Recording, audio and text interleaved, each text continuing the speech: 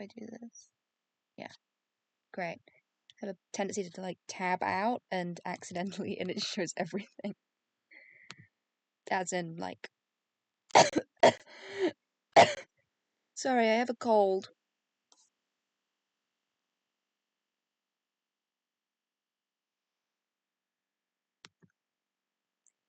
Why is it still titled Slime Rancher? I have to change that. Hang on.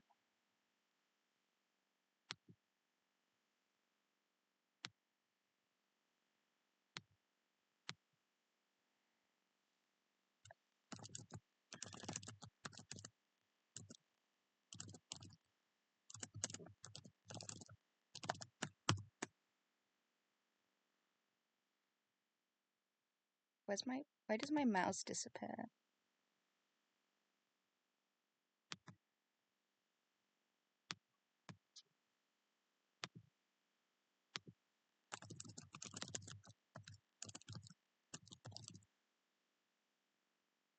Oh god, this game is niche. Delightful.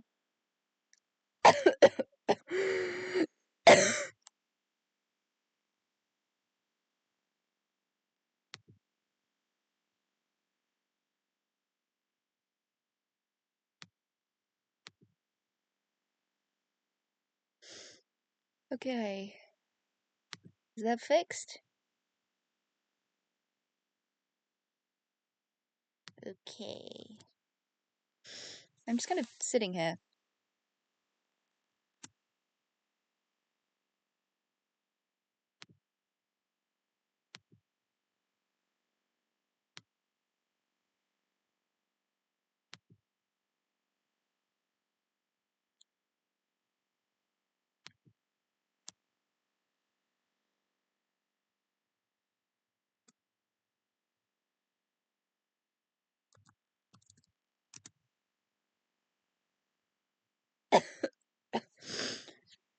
Okay. New game. Let's see what's going on.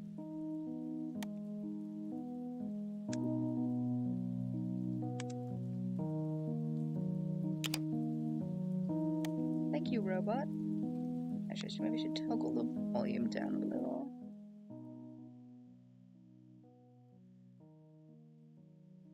It's better.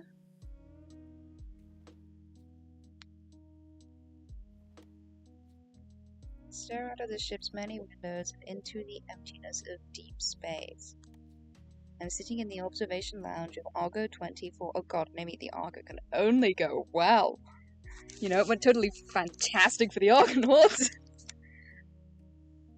Actually, no, it kind of did go fantastic for the Argonauts. It just went awful for everybody else they met.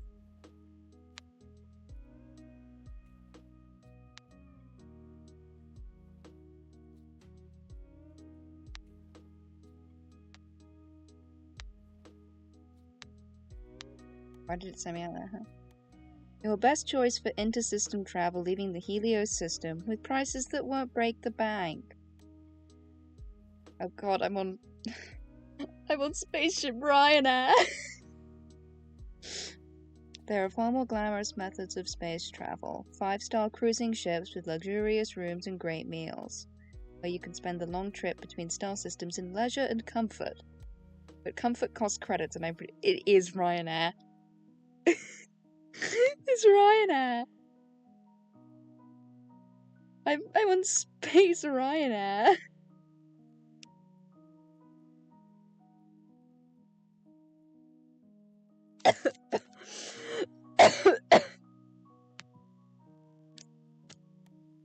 So it's budget yeah. And the Argo space fleet is known for being especially nose frills. The ship dips, and my destination comes into view. Ooh, spinny thing. The Deep Space Station Hesperides, my new home. It's a sleek Aurelian design with habitat and docking rings orbiting around the station's main superstructure. Spacecraft zip in and out around the station like bees circling a hive. Unfamiliar alien designs in unexpected shapes. Yeah, like dodecahedrons, maybe. Thankfully, I was able to utilize an onboard sonic shower and freshen up before making my way here. Sonic mention. I know it's I really like Sonic the Hedgehog. My stomach complimentary juice. My stomach rumbles and I pull out the complimentary juice box and small biscuits that were left by my pod for me to find when I woke up. I tear open the package and nibble on the slightly sweet and crumbly digestive. Biscuit is plain and the strawberry juice box is warm, but it's my body's first solid food in 2 weeks and it is a relief to my empty stomach. I watch as one of the smaller ships heads towards a spot in space marked by blinking buoys. Yes, that is how you say that. A buoy. As a flash as the ship speeds past them and into the wormhole, disappearing from sight. That's a typo. There are 4 other spots like this in the area around the Hesperides. Stable wormholes, each leading to a different place light years away from it. That's nice. You know, it's neat. Attention all passengers, we are now beginning docking procedures for Deep Space Station Hesperides. Please make sure to bring all of your belongings with you as you disembark. On behalf of the captain and all of our crew, we thank you for choosing Augur Space Transport. And someone's gonna clap, obviously. I disembark from the Augur 24 into a massive arrivals hangar. I'm immediately met with a shift in artograph. The difference between the calibration of the transport ship and the station is slight. There's just a bit more bounce. All around me are ships of all spaces and sizes from across the galaxy. Large passenger cruisers and cargo freighters to smaller personal crafts and aliens. I wouldn't consider that to be a type of ship.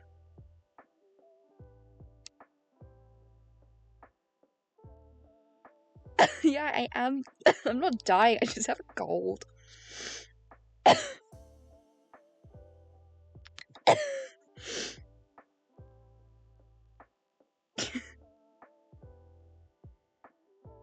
World's most phlegmatic VTuber. Yeah? Just full of phlegm. That's the wrong tab.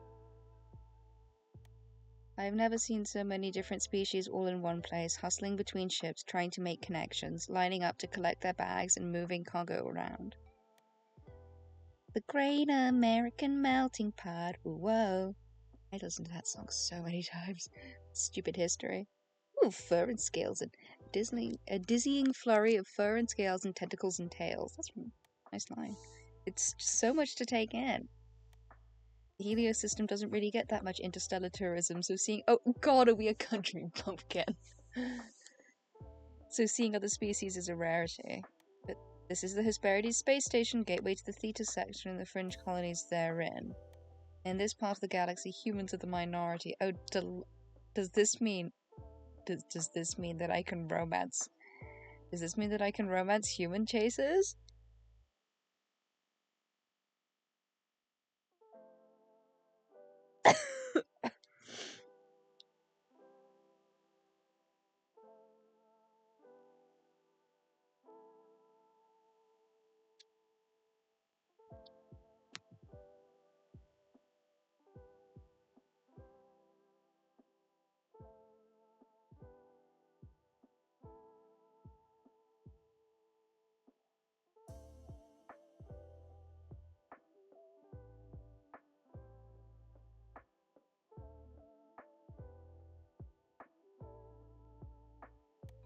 Attention, this is the final boarding call for flight XJ6B6 with service to Kashroth 4.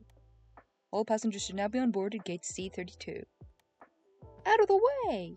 A voice from behind me calls, and before I can react, I am shoved hard to one side. I'm thrown off balance by the impact, and I tumble forwards, hitting the ground hard. My travel bags slide a few feet away from me on the metal floor. I look up just in time to see a Sketrian with a large backpack. It's really funny because, sket means whore. The large backpack run and shove their way through the crowd. Hey, watch where you're going. Growls another voice as I hear footfalls jog towards me. The owner of the voice stops in front of me and crouches down to meet my eyes. Ooh, she's blue. Hey, are you okay? she says with concern in her deep voice. She's an alien, a Kayetri. She has a worried look in her golden eyes. Pulling up next to her is a hover cart spelled with a K because they're fancy, piled high with boxes. You're not hurt, are you?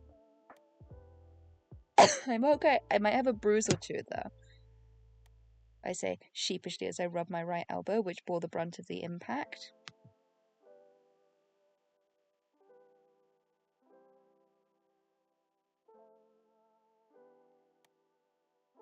Here, let me help you stand. She extends her large hand towards me and I take it. She pulls me up with ease. I can't help but be slightly startled by her strength. Ooh. I need to stop saying that. Thanks.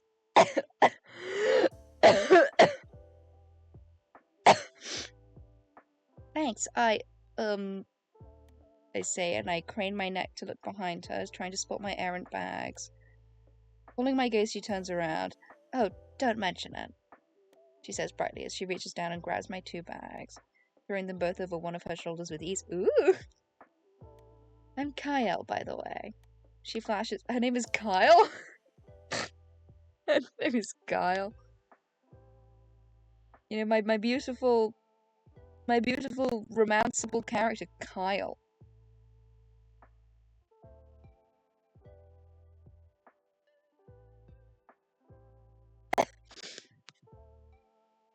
She flashes me a toothy smile of her teeth.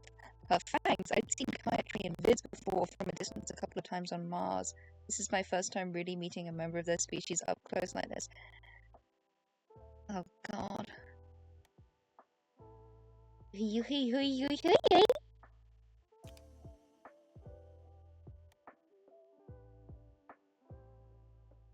got a lion's extinct. Life. Her ears are decorated with golden sparkling tips. I keep forgetting to read things out. They clink softly as her ears move, trying to catch different sounds in the hangar. Oh, my cat does that as I was like talking, and I just like tilts her ears, and he's like, She has eyes that shine as brightly as the jewelry that adorns her. They really went in on this dialogue. They are warm and kind in the color of liquid amber. Not to mention her bright blue hair, it looks so fluffy and soft. Is there gonna be a patting cutscene? Do I get to pet her? And to top it off, she's friendly and kind, rushing over to make sure a random stranger, an alien like me, was okay. What's wrong? Cash had cut your tongue? No, I just spaced out, that's all. Blush slightly. Did you notice me staring? I hope not.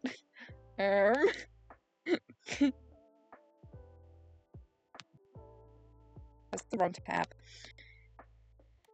I'm Mimi. Well, Mimi, let's get you to where you gotta go. Do you have a connection to catch?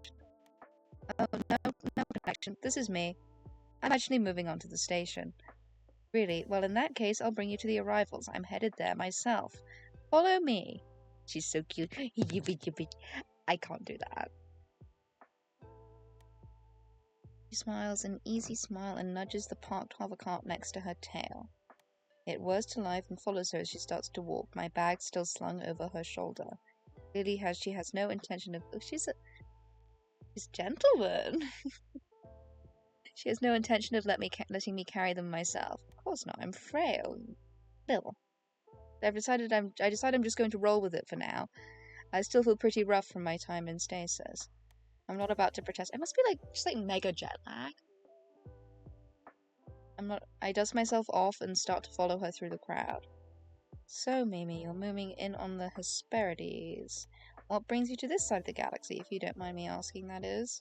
We get a lot of folks passing through, as you might have noticed, but it's not every day someone decides to make an extended stay here. I guess you could say a career change. Yeah, that's really better. Yeah, how did you know? The Milky Way Diner is a Hesperides station staple. I had heard it was closing after your aunt passed. It's good to hear that someone's keeping that place up and running. I can't believe someone's letting me run a business. I can't even manage anything. It's an important spot for the community here, and when you're this far away from home, community is everything. Oh, this is a dating sim, isn't it? So, yeah. That's a lot to live up to. I had no idea it was so popular. Your aunt weren't close? Sorry, I didn't mean to pry. You don't have to share if you don't want it. Oh, she's awkward. She's so cute. No, it's okay. We weren't not really anyways. I only met her a couple of times in my life when she came to visit family in the Helios system. She had her own thing going here, her life out in deep space, the diner. My parents never really had the creds to take us out of the system to visit. Then about a month ago, we got word she'd had a stroke and passed away. When we got the will, it said that she would like one of her family members to take over if possible. She didn't have any kids of her own, so here I am. So you just dropped everything to come out here? It's pretty bold for someone who's never left their home star system. I'm impressed. Not much to drop when the company you've been working for goes bankrupt and you're out of a job. A fresh start sounded pretty good after all that. It's true, no job, no no bitches. My friends from college and I had drifted apart. Sure, my family was there, but they all had their own stuff going on. There really wasn't much of anything holding me back. Buying a one-way discount ticket to the gateway to the theatre sector and running a diner with no experience seemed a much better option than continuing to just aimlessly drift around home. I get that. Sometimes change is good. Kyle reaches over and gives me a gentle and reassuring pat on the back. You've got this. I'm sure the Milky Way diner is in good hands. There's a warm and reassuring look in her eyes. She's so easy to talk to. I'm thankful to have met someone as kind as Kyle, as soon as I arrived. I have to stop myself from just saying Kyle. Her name is not Kyle. And what about you? You said we get a lot of folks passing through, so I guess it's safe to assume you live on the station? I'm a cargo runner, so I'd sooner say I live on my ship rather than here. The Hesperides is kind of... She travels! Exciting. The Hesperides is kind of like a home base for me, though. Got a good steady list of clients here, not too far of a trip to Ranon. And the people here are nice. What kind of cargo do you run? That depends. On? Kyle's amber eyes narrow and her ears twitch slightly. You're not a Gabby agent, are you? Kyle said with a conspiratorial edge to her voice. The Galactic Agents Bureau of Investigation. Alliance. Whatever. No? It's an obvious uneasy tone in my voice. I'm just messing with you, Mimi. She says with a laugh. I transport the usual stuff. Tech, food, alcohol, medicine, fun stuff, like that. I do supply runs for a couple of the on-station merchants.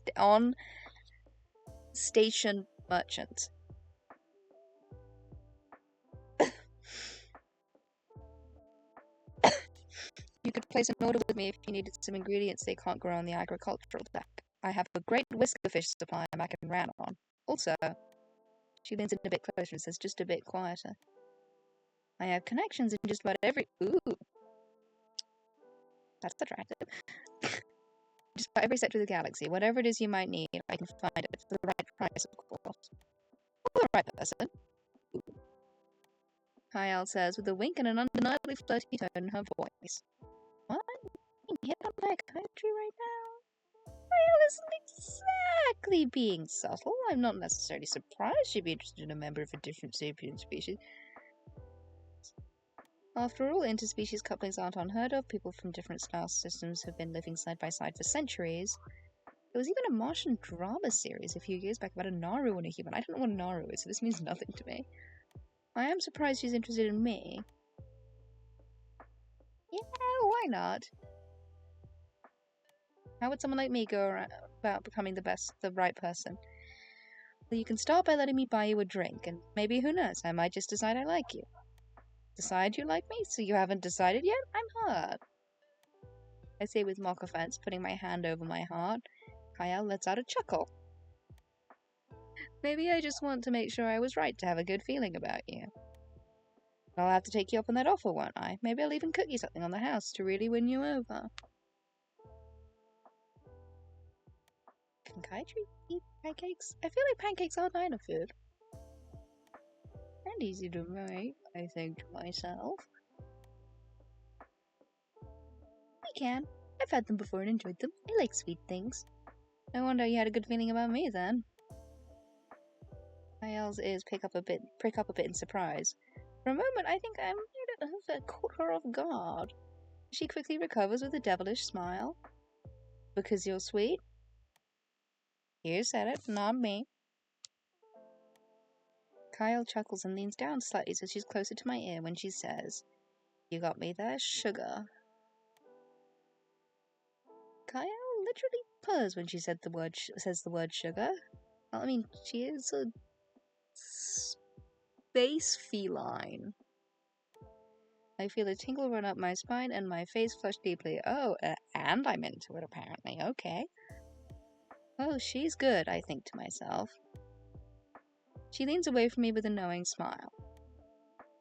I'll give you a chance to get your space legs before I rush you to the nearest bar. I'll be in port for a couple more days. I'll catch you once you're settled. Well, time to meet more eligible singles. Stop walking, getting into the short line into a kiosk manned by a human in a green uniform. All right, here we are, she says, putting down my bags. Give me your palm pad. I'll add my contact info. Ooh. Delightful. Cuco's number. How long has this taken me? Like 20 minutes. I'm good. That way you can place an order with me if you need anything for the diner, and let me know when you're free for that drink, of course. If we're in the same system, we can chat in real time. Otherwise, you can shoot me a text or a voice message and I'll get back to you once it reaches me. I know how interstellar communications work, you know? I say with a laugh, handing her my palm pad. That's not an easy word for me to say. My teeth. It's difficult for me to make sounds that involve your tongue hitting your front teeth, because my jaw is quite small, so there's not a room there. It's maybe my first time out of system, but I'm not totally clueless. Oh, she thinks I'm a bumpkin. I know, just a reminder, she says as she types in her contact details. She hands my palm pad back to me. I notice we've made it to the front of the line now. I gotta get all this stuff where it needs to go, so I'll head in first. I'll be seeing you around. See you around, Kyle. She puts her large hand on my shoulder as she passes by me and walks up to the kiosk, her hover cart following behind her. Officer Shiwu Morency, what's the head of security doing checking arrivals? Oh, it's just some guy. From where I stand now, I can get a better look at the human man behind the kiosk, Officer Shiwu, as Kyle had called him. He has wavy chocolate brown hair that curls around the nape of his neck and a stern expression on his face. He's not too tall, with an athlete's build. I can't help but notice the prominent bags under his dark eyes. He looks like he hasn't had a good night's sleep in ages. That's what his storyline is going to be about, isn't it? It's encouraging him to, take a break and value his interpersonal relationships more than his job.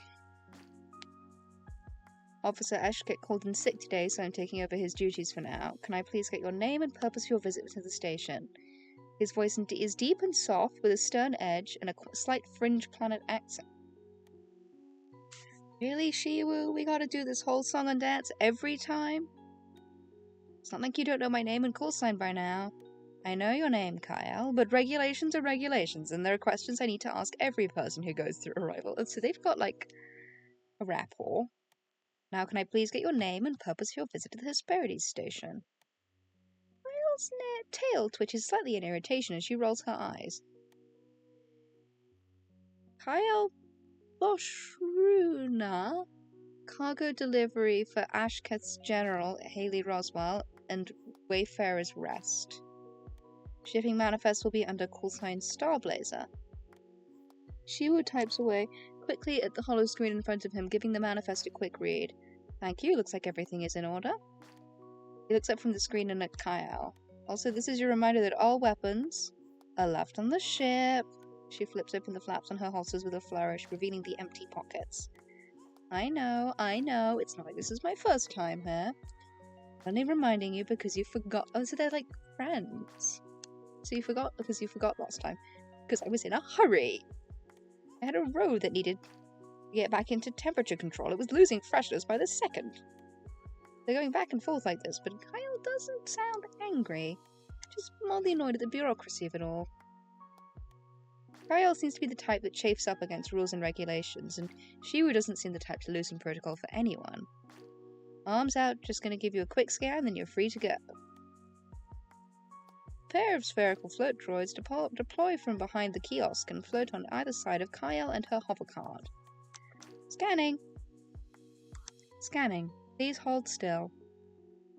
2 droids emit green scanning beams and float around Kyle, scanning her and her cargo. By the way, you look more exhausted than usual today. Are you holding up all right?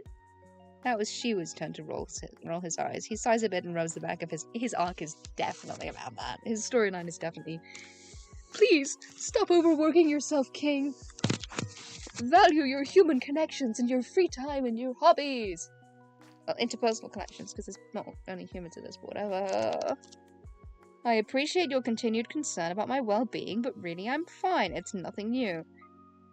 Baby girl, you gotta take care of yourself. You gotta practice work-life balance. You gotta.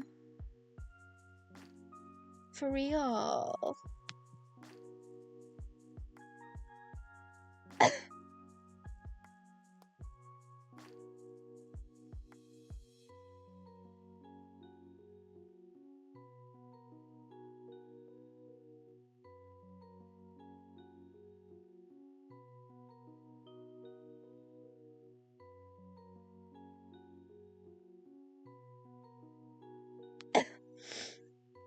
Still, you should check in with Saria. I did a couple of days ago, but like I said, I'm fine. Shiwa's face softens as he speaks. The droids finish their scans and the green lights turn off. No forbidden articles or pathogens detected. Kyle Varshruna, you are free to proceed into the station. Please enjoy your stay. Okay, I brought you some new herbal tea from Ranon. I'll leave it in your mail locker. Thanks, Kyle. I'll be sure to try it before bed tonight. You better, and let me know how it goes. I'll catch you later, bud. With that, Kyle gives her cart a nudge and she walks into the station. But not before looking over her shoulder at me and giving me a smile and a wave. Smile and wave, boys. Smile and wave. See ya, sugar. With that, she disappears around the corner. I grab my bags and lug them over to the kiosk where Shiwu stands. Welcome to the Hesperides. Can I please get your name and purpose for your visit to the station? Shiwu says, meeting my eyes over his holoscreen. Mimi Ran, I'm moving on to the Hesperides to take over the management of the Milky Way diner. Shiwu raises his thick eyebrows, and the corners of his mouth lit slightly into a small smile. Great, he likes me. Delightful. Ah yes, we've been expecting you. Welcome aboard. This is Shiwu Morency, Head of Security. I please get you to confirm that these details are correct. I'll also need your travel documents. He hands me the holoscreen. Let me see. Oh, I can edit this. So we'll just keep that, yeah.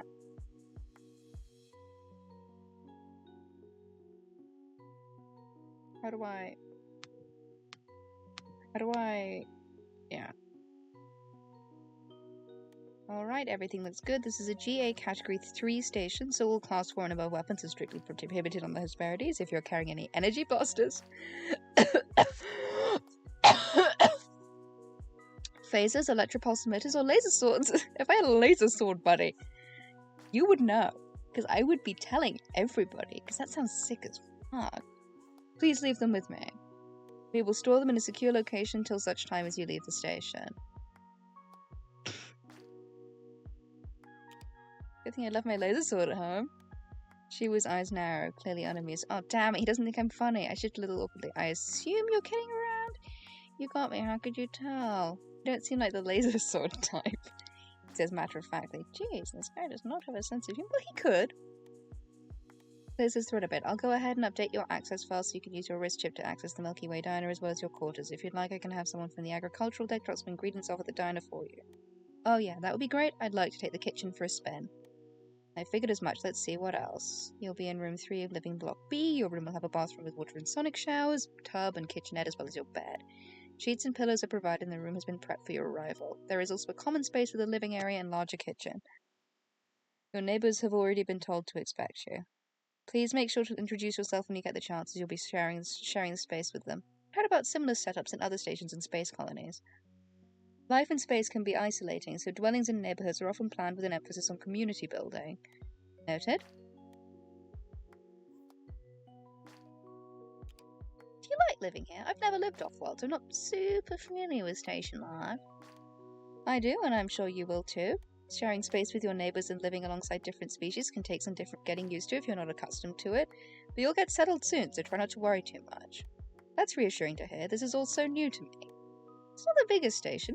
Functionally, it's kind of like living— oh god, I've gone from being a bumpkin to being a different kind of bumpkin. Functionally, it's kind of like living in a small town. There's the good and the bad that comes with that. For example, once news got out that the Milky Way diner wasn't actually closing down and Cassie's family member was coming from Helios to take it over, let's just say that you've been the talk of the town. Small-town gossip is a thing even at the gateway to the theatre sector, huh? Pretty much, I'm sorry to say. Shiwu says with a shrug of his massive shoulders. Well, he is kind of shredded. On the bright side, you're the human that's bringing back a beloved station eatery, so I'm sure you'll receive a warm welcome as a result. I'll mention that the diner was really popular. Whoa. Hit by a sudden wave of vertigo, it's like the ground under my feet has given way. Oh, delightful! Delightful! Small scenario pusher! Delightful!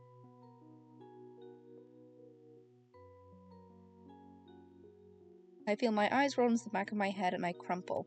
I'm fully expecting to hit the ground for the second time in less than an hour, but the impact doesn't come. That was close. Oh great, he's carrying me. Delightful. I hear Shiwu's voice, closer and softer now than it was before. My eyes flutter open and I realize why I'm not currently concussed. He caught me. Shiwu's face is only a handful of inches away from mine. This close up, I'm struck by just how handsome he is. This is why I called it a small scenarios pusher incident. That's the thing in Scum Villain where his robe will strategically fall off his shoulder, and this means he's less likely to die because narrative then gets preoccupied with him being hot rather than with him dying. His hair falls into his eyes and his thick brows are knitted in concern, a slight frown on his soft-looking lips. Oh, come on! Don't think about that. Not the time. One of his hands supports the head, the other is wrapped around the small of my back. He must have vaulted over the kiosk and caught me just before I hit the ground. I don't want to get up yet. My head is spinning, my eyes are going in and out of focus. I don't dare try to stand on my own. See there, looks like there are still some sedatives in your system from the stasis mods. Oh. I mean, I was fully willing to accept this as a completely normal aspect of the character, because, I mean, I faint all the time. Shiwu says gently. We look into each other's eyes for a few moments. I find myself increasingly aware of the feeling of his hands under my back and head, supporting my weight with ease. Is it just me, or did the dogs— oh, come on! I mean, I get that this is a dating sim, but this is is this just how allo people feel? Is this just how they feel? Is this just what they do? Is this what they experience?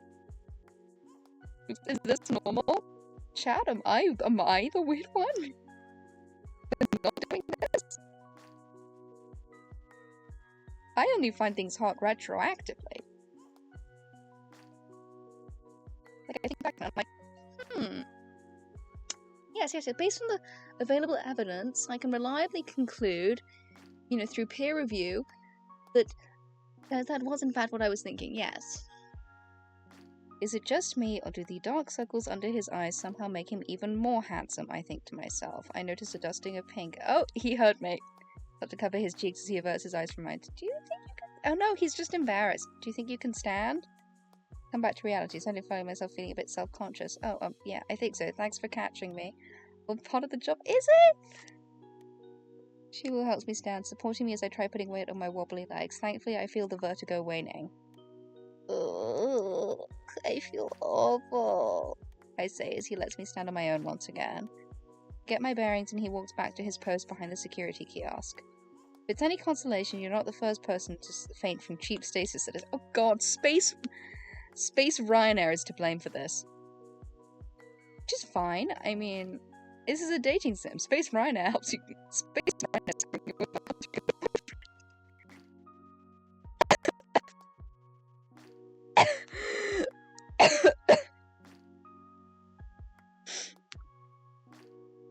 Still, you should head straight to the medbay once you've been scanned. This means I get to meet the doctor, who's probably also a romance route, actually.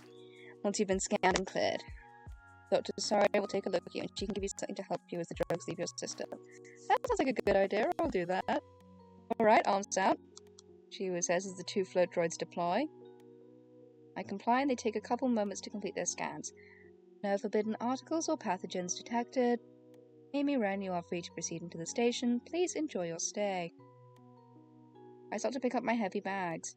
You can just leave those here. I'll get a delivery bot to take your bags to your room. He's nice. Just focus on getting to the medbay. It's on level 5. He types a series of commands into his screen, and a rectangular bot comes speeding around the corner and skids to a stop in front of me.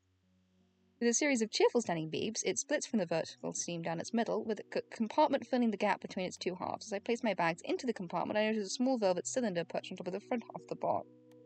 Is it wearing the bellhop hat? Beep boop boop beep, chirps the bot. I know better than to anthropomorphize simple AIs like this, but I can't help but thinking it sounds happy. That's certainly not regulation. I'll have to talk to Razzle about this. Shiwu mutters under his breath. Now loaded with its cargo, the delivery bot closes the compartment and it speeds away as fast as it came. Thanks, Shiwu. I guess I'll see you around then? Shiwu gives me a full, bright smile. See you around, Mimi. Enjoy the rest of your day. You as well. Say, returning his smile and waving over my shoulder as I head into the station proper. Behind me, I can hear Shiwu call up the next person in line and start his spiel all over again once more. Light chime goes off as I enter the medbay. See you in just a moment, calls out a calm, feminine voice. Just take a seat in the waiting area. Ooh, she's pink. Delightful. The office is small, with a dividing wall separating the treatment and waiting areas. As I take a seat, I sneak a peek into the treatment area. There is an examination table as well as an open med pod where a short Iranian woman in a hospital gown sits. Naru in a doctor's coat faces her, looking at the notes on her holopad. So that's the one who was from the species that was from the drama thing. Looking at the notes on her holopad. The same voice from before, one belonging to the doctor, continues. As I was saying, thankfully your time in the med pod has healed up your skin from the burns you suffered. Damage to your eye was thankfully reversible. I'd still advise limiting exposure to unnecessary visual strain for a few days. Limit screen time and get lots of rest. However, Vega, I'm afraid you will have some permanent discoloration on your skin. I doubt this is what you wanted to hear. Sadly, Aurelian skin is particularly prone to scarring, especially after a trauma like the one you faced. There is, of course, a possibility it will continue to fade as time goes on, and if you'd like, I can put you into contact with a cosmetic dermatology specialist on Scios. He's an old colleague of mine and is very skilled with reconstructive procedures on Aurelian skin. The patient sitting in the medpod Vega speaks up. Her voice is sweet and carries the almost melodic-sounding Aurelian accent. Thank you so much for your treatment, Dr. Saria. That's okay, really. I don't mind the scarring too much. I'm just happy I'm safe. You are incredibly fortunate that Officer Shiwu was able to get to you when he did. He's just like Superman. What he told me, that rusty old ship you flew in on was a death trap. You're luckily only the tertiary fuel line burst. If it had been the secondary, or stars forbid the primary, they may not have been anything left of you to put in the med pod. Now here are your clothes. You can go ahead and get changed in the washroom over there. I'm going to take a look at my next patient. Thank you. Vega says. She hops off the med pod and walks over to the bathroom, closing the door behind her. Alright, you can come over and take a seat on the examination table here. I follow the doctor's instructions, looking over to the exam table and taking a seat. Hello, I'm Dr. Saria. How can I help you today? Hi, I'm Mimi. I just got off a long-haul trip. I've been out of stasis for about 2 hours, but I'm feeling kind of off. A bit sore and dizzy. I have a headache, and I fainted earlier. I see, that's not good at all. Saria says, typing notes into her holopad. How long did you spend in stasis? Did you fly in on a personal or mass transit craft? Mass transit, one of the Argo spaceline ships. Space Rhino. Saria winces and clicks her tongue in disapproval. That makes sense. The brand of space sedatives for stasis the Argo space fleet uses are outlawed in Naru space for this exact reason. Sorry you're feeling unwell as a result. She gives me a sympathetic look and types a few final notes into her holopad, before placing it on the table next to her. Lie back on the examination table and I'm going to do a quick scan to check your vitals. She was sorry, instructs and lie down. She grabs a scanner and leans over me, and as she does, one of the tentacles on her head falls in front of her face. She gently pushes it behind her pointed ear. I can see the chromatophores in her skin at the end of her tips of her tentacles shifting, different shades of mostly coral pink, but closer I can see undertones of blue and green. I know that Nara have chromatophores that change colour with their emotions, but I haven't actually learned what each colour means. It's like a mood ring. Sorry hovers the scanner over me and I do my best to stay still. Stay still. After a few moments it's over. Oh great, I wish I memorized with that fast. I mean, have you ever tried being in a loud, constricting tube while having magnet rays fired at you? For 2 hours? 2 hours? Doesn't sound pleasant, does it? Alright, you can sit back up now. It seems like your body is still attempting to break down and process the last of the sedatives in your system. That's why you're feeling the lingering effects we call pod sickness. I thought it was just mega jet lag. Sorry, explains as I return to my sitting position. I can give you an injection that will speed up the process significantly. Since it will be going into your bloodstream directly, you'll feel better much quicker. Are you okay with needles? I am fine with needles. It's good to hear. Sit tight while I get everything prepped then. Sari goes to the cabinet next to the near the treatment areas and scans her wrist chip. I watch as she preps the needle, filling it with medicine from a vial. She places it on a tray next to some gauze and some sanitizing fluid. She brings the tray over and places it on the little rolling table by the examination table. Alright, I'm just going to do a quick swab here to sanitize the area. She takes my forearm in her hand. I feel a slight brush of her skin on mine. Her touch is cool, but also incredibly smooth. I wonder what moisturizer she uses. My eyes meet her strange alien ones as she finishes. Are you ready? She asks, looking at me with a calm, pleasant expression. I can't help but feel a slight flush creep over my cheeks as she says so hard, and kick myself mentally because there is nothing flirty happening here whatsoever. Yeah, I'm good to go. Alright, can you breathe in for me? And now out. As I exhale, Saria swiftly administers the shot, then covers the small puncture with a little med pad shaped like a little yellow star. Oh, that's cute. There we go, all done. You can lie back for a moment while the medicine does its work. I'm going to clean this up. I lie back down on the table as Saria sets about pushing her supplies away. So you're Cassie's relative that's taking over the diner. Yeah, Officer Shiwu mentioned people on the station have been waiting for me to get here. You know, I'm quite a celebrity. We have. Welcome to the Hesperides. How are you feeling now? Would you like to stand up? I get up off the examination table. The difference is startling. My headache and dizziness are gone. I wish I could do that. Brother, I wish. Is that macaroni? Hold up, I need to text my mom.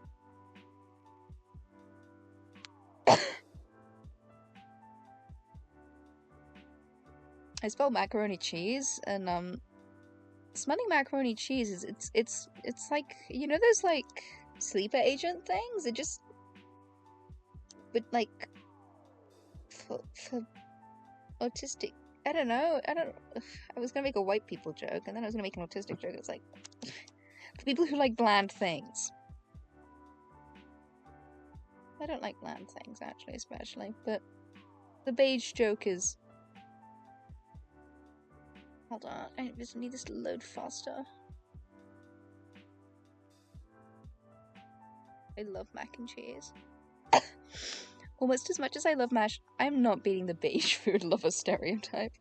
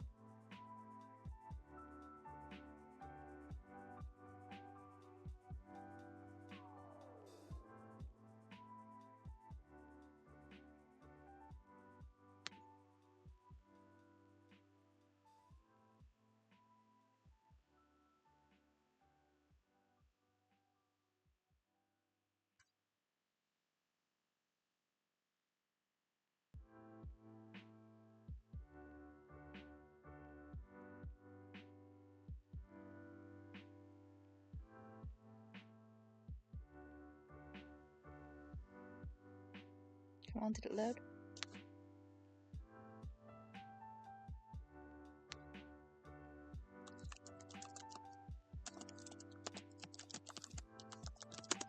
I just need to answer my question. Is it mac and cheese for dinner? Because if it is, yippee!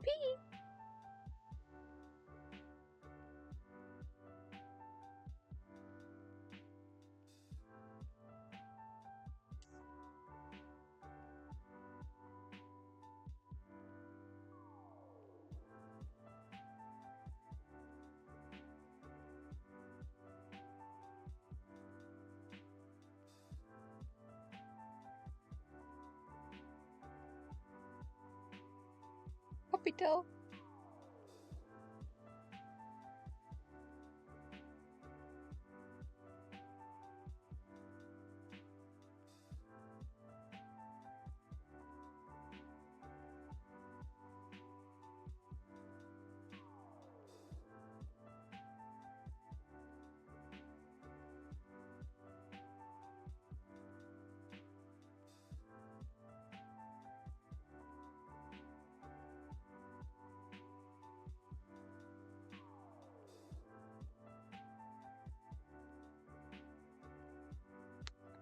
Ooh, art of video game character that I like. I'm getting really distracted. Yeah, that smell is definitely macaroni cheese. It's great. I love macaroni cheese.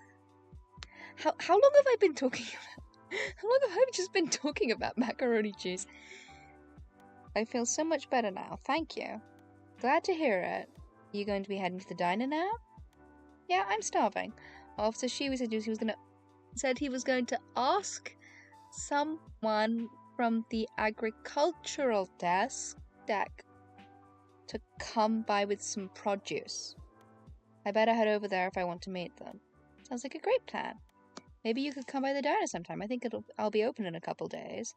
I was planning on it. It'll be nice not to have to cook for every meal again.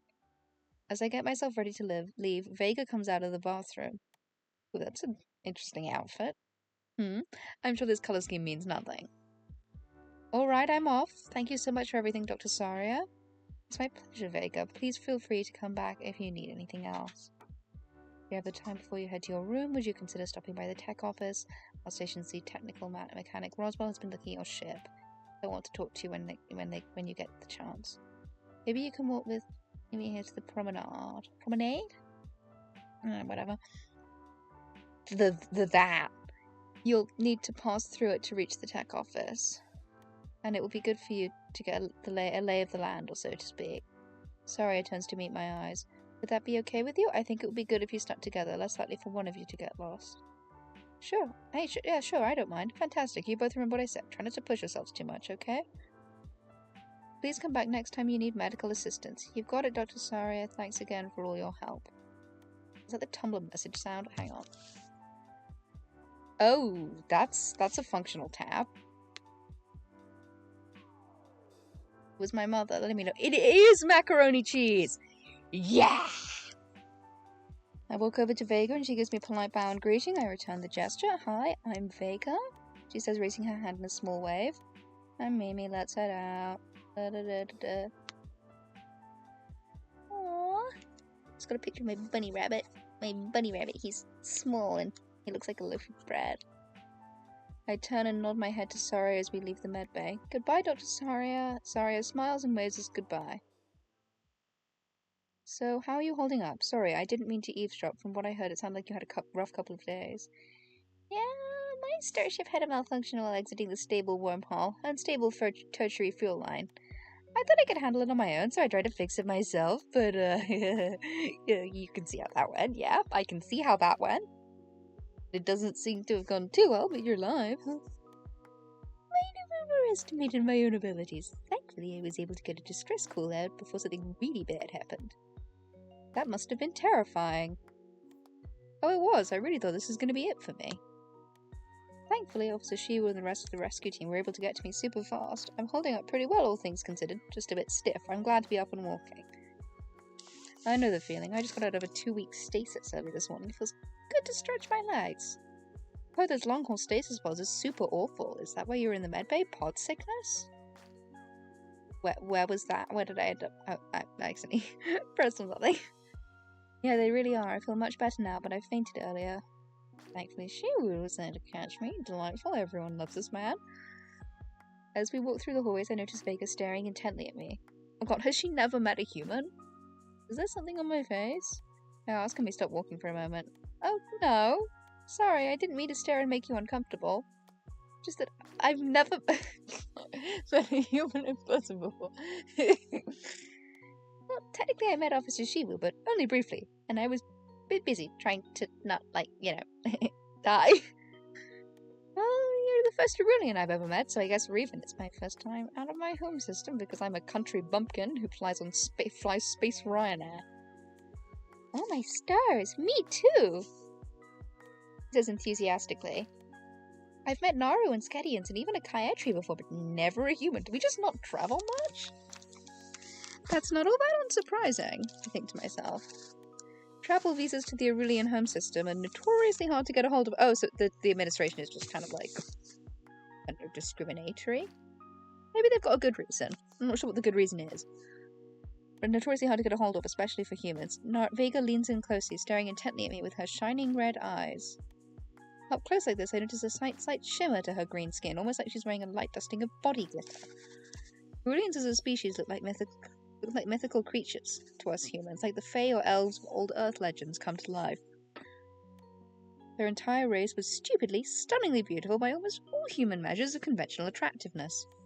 So what's your impression seeing one of us in person, huh? I asked, trying to mask my self-consciousness from being looked at so intensely. Your ears are kind of funny. They're round. Round is. Round is. Round is. Thanks?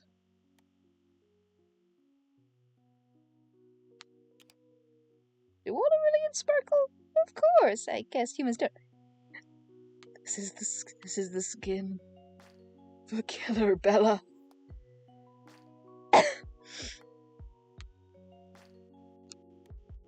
We do not. That's where we makeup, that is. I say with a little laugh, shaking my head. Our head does turn white as we age, though. Really? That's so cool. I just think of all of our lives. Some Aurelians say humans are pretty ugly, but I don't agree with that. She's a human chaser.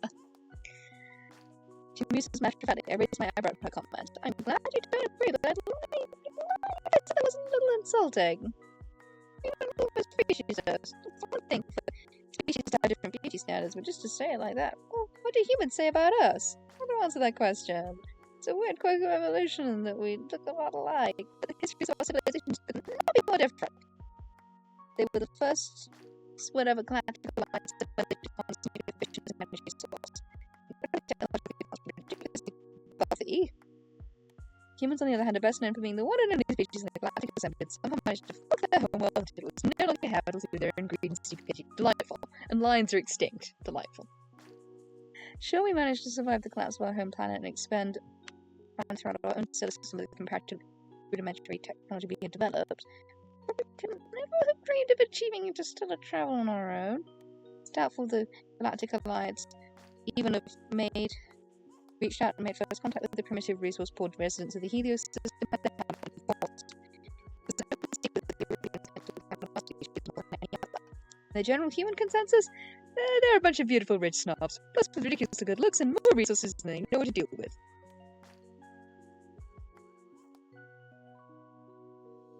Very nice. Your species is very beautiful, and they're right fond of yourselves. Thank you! She says, flipping her hair over her shoulder and flashing me a dazzlingly bright smile before continuing to talk. This colour scheme, it has to be on purpose, right? Oh yeah, I think definitely full of yourselves. That's cute, she's a bit self-absorbed. So where were you heading before your ship broke down? I wanted to get as far away from the Aurelian system as possible, so I figured that the Theta sector was a good bet. That makes sense. The Aurelian moons are all the way on the other side of the galaxy. Even with the help of stable wormholes, it still would have been a 3 or 4 week journey to get here. You're not a criminal or something, on the run from the law, heading to a fringe colony to lie low and plot your next big heist? No, nothing like that. I just felt so trapped back home. I guess you could say I needed some space. Was that supposed to be a pun? You didn't like it. I thought it was out of this world. What about you? Why are you here? Baker asks. You're looking at the new owner and chef of the diner. I say with a proud smile. Oh wow, you're a chef? Do you serve human food? Oh god. She's a human boo. I've always wondered what you guys eat. Well, food? I plan on it, but I'd also like to learn some recipes from other cultures. You should come by if you're still on the station when I open in a couple of days. Yes, please. I can't wait. By now we'd reached the promenade, and I can see the outside of the diner. There's a shop front like any other on the promenade. There was a window on the side with the diner's name painted onto it in bluish-green letters, which made it unmistakable. Speaking of the diner, this is me. Do you think you'll be able to make it to the tech office on your own from here? Yeah, I think I'll manage. Thank you for walking with me. Could maybe get your contact info on my pump. Then a bit more shyly she adds, just so you can let me know when you're open your diner. I promise not to bug you. Sure, Vega. She hands me her palm pad and I type in my name and contact info, then add first human friend. Takes her palm pad and beams as she looks at the contact profile. You're really my friend now? She asks, hugging her palm pad to her chest. Yeah, I think so. Is that weird to say? Vega shakes her head. I wonder if I'd imagined the tears I saw welling up in her eyes. No, not at all. Has she never had a friend before? I'll send you a message. Be sure to log me in as your first Cerulean friend, too. She turns away from me and begins to walk off. Bye! See you soon! She shoots me one last smile, and with that, she very nearly jogs away from me and around the corner towards the tech office. I scan my wrist chip and the door to the diner unlocks. There's a slight chime as I open the door. The diner is small and cozy with a couple booths and some countertop seating. The kitchen is open and there's a door leading to the walk-in and office at the back. I walk behind the counter and explore the kitchen. Pots, pans, knives and cutting boards all clean and in their place. A few non-perishable ingredients are still on the shelves, but it seems like the walk-in was cleared out. Sanitation probably did that so nothing would start going bad. I run my hand across the well-used countertop and let my mind wander. The sound of the door chime jolts me back to reality. I turn around to see an Cerulean man in an orange worksuit standing in the doorway. He carries a large crate under his muscular arm. Excuse me. You meet me, Officer Shiwu asked me to bring you some fresh produce from the ag deck around. His voice is surprisingly quiet. I very nearly struggled to hear him from across the diner. I probably couldn't catch what he'd said if there was any background noise. Yeah, that's me. Come in. He gives a slight bow towards me as he walks in. Go ahead and put the crate on the counter here. Thanks for bringing groceries. What's your name? Oh, it's Ida. I'm a farmer. He's shy. On the agricultural deck, he says, placing the crate onto the counter. He removes a small potted plant with heart-shaped leaves from the crate. I also brought you an Avanian mint plant. I thought maybe you might like it. He extends the pot towards me and our fingers brush slightly as I take it from you. I take hold of one of the slightly fuzzy leaves and pluck it off the plant. Nice to meet you, Ida. Thank you. This is edible, right? He nods and I place the leaf on my tongue. It tastes green and slightly cooling. It's nice. Thanks again. This is so kind of you. Imagine you bring someone a plant and they just eat it. No trouble at all. I place the little plant on a shelf by my cooking station, then lean over the counter to get a closer look at the contents of the crate. Oh. I look into the crate and realize with embarrassment that I don't recognize a single bit of produce. I shouldn't be surprised. This is a multi-species station, home only to a handful of humans. Of course, the ag deck will be more focused on growing crops created with a myriad of other species that call the Hesperides home. I spot a tomato hidden amongst the unfamiliar fruits and veggies. At least I know what to do with one of these things. Is something wrong? Ida asks, worried eyes moving from the crate to me and back to the crate. No, nothing's wrong. It's just I don't really know what any of these are except for the tomatoes. I know this. I've never left my home system. We don't grow many crops from other planets in Helios. Oh, yeah, that makes sense. Sorry, I should have just brought you things you'd be familiar with. He avoids my eyes. The poor guy looks terribly embarrassed. Don't be. You didn't do anything wrong. Everything looks really interesting, and I'll just have to learn to cook with what I can get on the station sooner or later. Ida's expression brightens, meeting my eyes once again. If you'd like, maybe we could do a little taste test. You could sample the produce I brought, and I can tell you a little bit about each one. Sure, why not? No need for you to get anything dirty. I'm sure this will be fine. He pulls out a small pocket knife from one of his overalls pockets. We sit across from each other at the counter and start to go through the box of fruits and vegetables.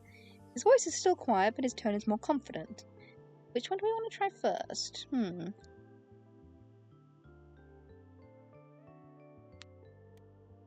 It's the prettiest fruit of the bunch. It looks like a blue bubble with a pink center.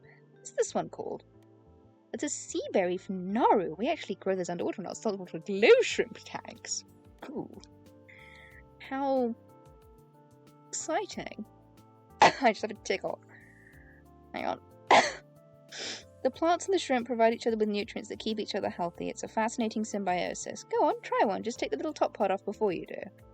Turn the small crystal-like fruit over in my hand. The outer membrane shines with a bubble-like rainbow iridescence. It's almost too pretty to eat. Almost. I take off the top part as Ida instructed and pop the sea berry into my mouth. The moment my teeth break the outer membrane, I am met with a gush of salty, slightly sweet water, followed by the sweet tropical and slightly floral taste of the inner fruit. That's so unique! What is this? Is it some sort of chili? That one kind of looks like a hand with 20 fingers.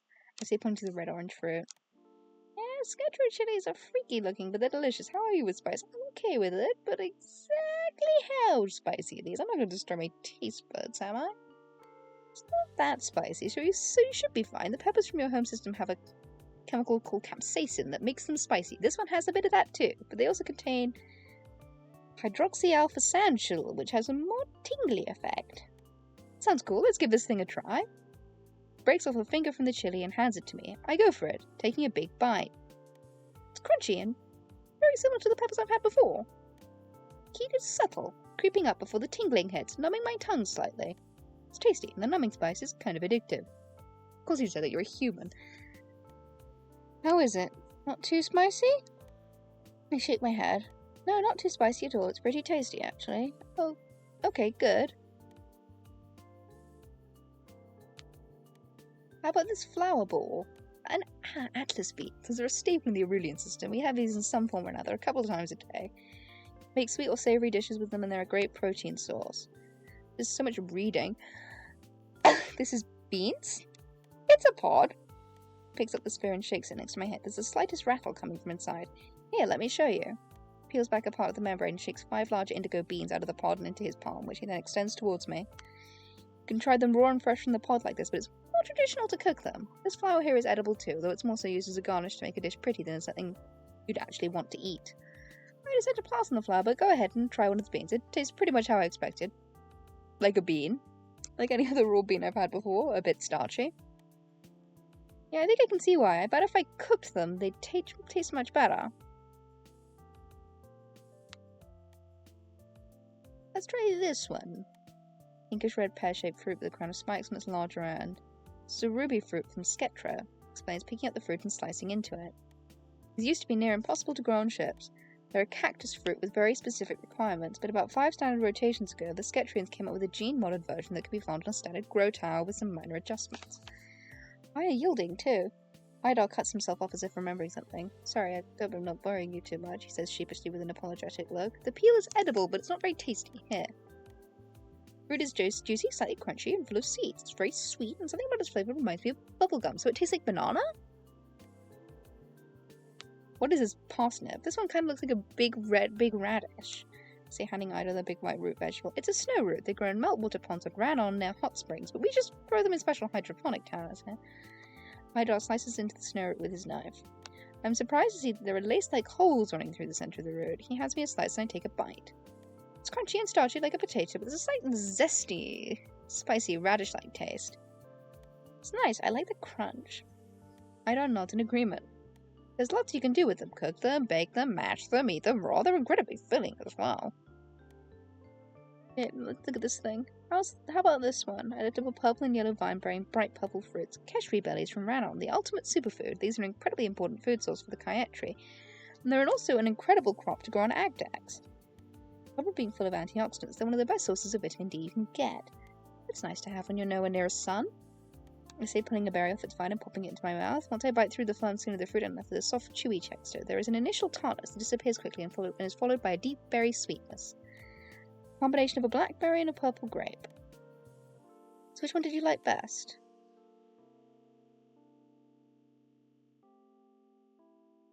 This determines something, doesn't it? I really like the look of that one. It was really pretty. the ruby fruit. It tastes like candy and I like the crunch. I'm glad you were able to find something you liked, Ida says with a smile. I think I want to try cooking something. It's about lunchtime. Have you eaten it? No, but I'm fine. You don't have to worry about me. I'm not really hungry right now. He quickly rises from his seat at the counter. He turns to start to leave, but as if betraying him, his stomach growls loudly. Yeah, well that settles it. I'm making us lunch. It's the least I can do if you brought me all this stuff. Sit back and relax. I tell him, and he sheepishly returns to his spot and sits down. Thank you. Sorry for the trouble. Well, it's no trouble at all. Let's see. Lunch. What to make? I think soup sounds nice and easy. How about...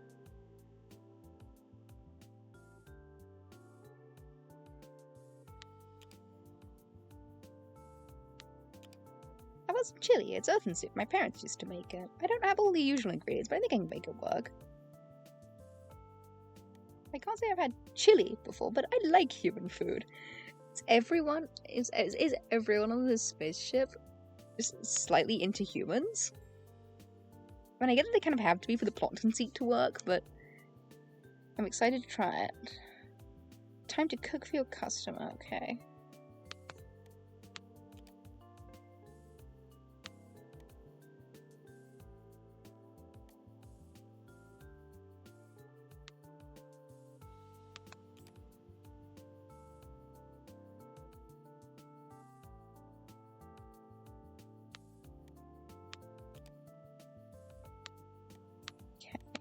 Mini game. Oh, that one. No, it's that one. The beans.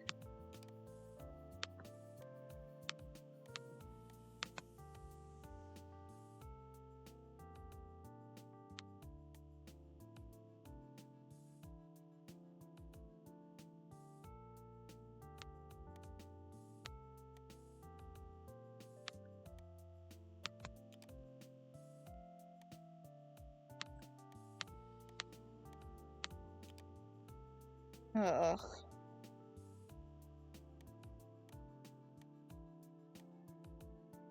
Do I have to start with this? Or something?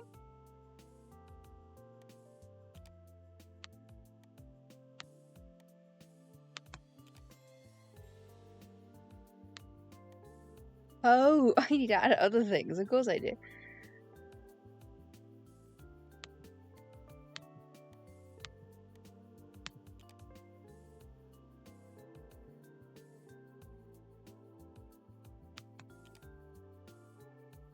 That'll do it, I say, looking over my shoulder from my station. All the while that I've been cooking, he's been watching me. One elbow propped on the counter, his hand supporting his head. Of course, every time I looked over, he made a point to look literally anywhere else. Especially just to such a different... I didn't know to focus on cooking.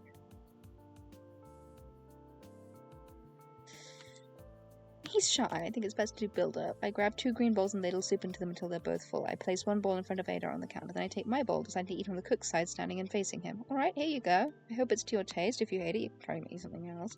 The thing about Idar tells me he would never be the time to send food back, but still, I hope he likes what I made. Idar digs in, his eyes widen as he takes the first bite. This is delicious. I really like it. You're sure? You don't need to spare my feelings. Idar nods and goes in for another spoon. I mean it. This is so nice and comforting. I feel like I'll have lots of energy after this when I head back to the ag deck. That's great. I'm glad you like it. Which is also... This is completely unrealistic to the cooking experience for me in real life, because nothing's burnt. I'm not burnt, and there's nothing all over the floor. I drop things a lot. I've never worked as one professionally, if that's what you're asking, but I've always liked cooking. It's always made me happy to see my family and friends enjoy the meals I made them. Seeing you enjoying this meal right now, I feel like I made the right choice coming here. You know, your aunt told me once that she saw it as an honor to get to cook for people, that it made her glad to know no matter how bad of a day someone was having, once they came into the Milky Way donor, they'd at least leave with a full belly and a better mood. I feel a similar way about the work I do on the ag deck. I notice you get pretty passionate when you talk about plants and stuff. I've always loved growing things. It's kind of like that happiness you said you get when you see people enjoy the food you cook for them. It makes me happy knowing that the plants I take care of will go on to feed my community. There's just so much warmth in his coral eyes. I can tell Idar means every single word. You're a really kind person, Idar. And so are you. Says with a soft, kind smile. Together we finish our food, chatting a little here and there, but mostly just enjoying the meal in each other's company. That was delicious. Thank you for lunch. Here, let me help you with the dishes. He grabs his bowl and gets up from his seat. He extends his hand towards my empty bowl, but I slide it out of his reach. He gives me a puzzled look. You're very welcome, but you normally ask to help with the dishes when you eat out. I ask jokingly. He lets out a little laugh of amusement. No, but I'm not exactly a paying customer right now. Am I? So let me give you a hand. He reaches for the bowl again, and this time I let him take it. He walks behind the counter and heads to the sink. I made this meal to thank you, but now I can't help but feel like I owe you again. You have room for dessert? I can quickly make something sweet. Don't worry about having to do more dishes. I'll put a load in the dishwasher before I lock up. I normally wouldn't say no, but you sure you want to cook again? I also have to head back to the agricultural deck soon, so I don't think I have time to sit and eat dessert. I was actually thinking I'd like to make something to bring to my pot for my new neighbours. Nothing breaks the ice like free food. I'll make some for you as well, and you can take it back to the ag deck for an afternoon snack. That'd be really nice, and I'm sure they'll appreciate that. What's your favourite dessert? Maybe I can make that. I don't think you're indulging me too much. Maybe I like indulging you. He flushes again at that. His reactions make him fun to tease. If I had to make maybe summer cake? The Atlas bean paste and it's a cake. Yeah. But if that's too much trouble, I won't mind. Just make whatever you want. It's alright. I think I can make it. You bake it, right? So it's sweet. So you need flour, milk, and sugar.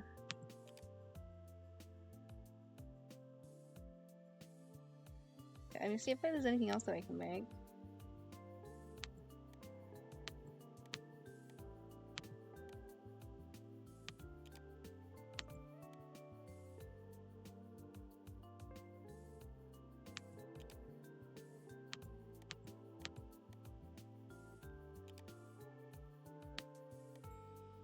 You know, I'll do that next time. Next time I'm cooking, I'll try and figure out something new. Just the beans, flour, the sweetener.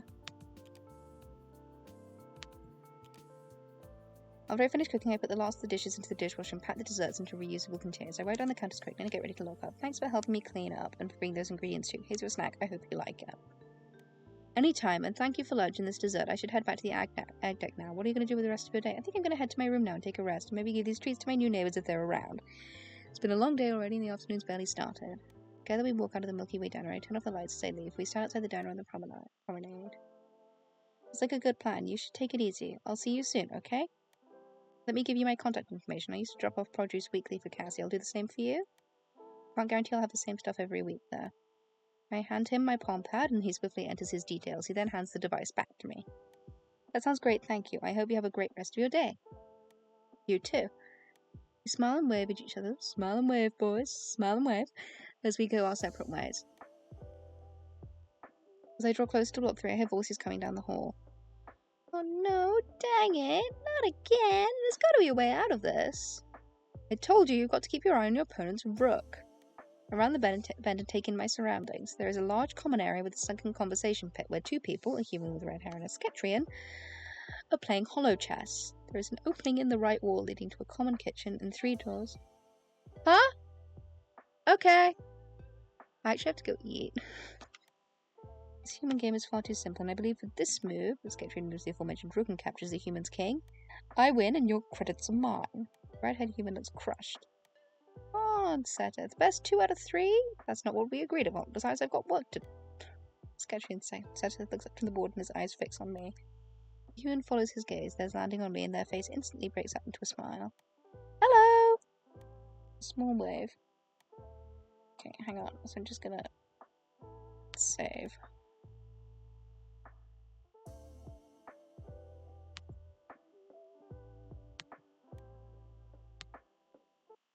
Yeah, I have to go now, so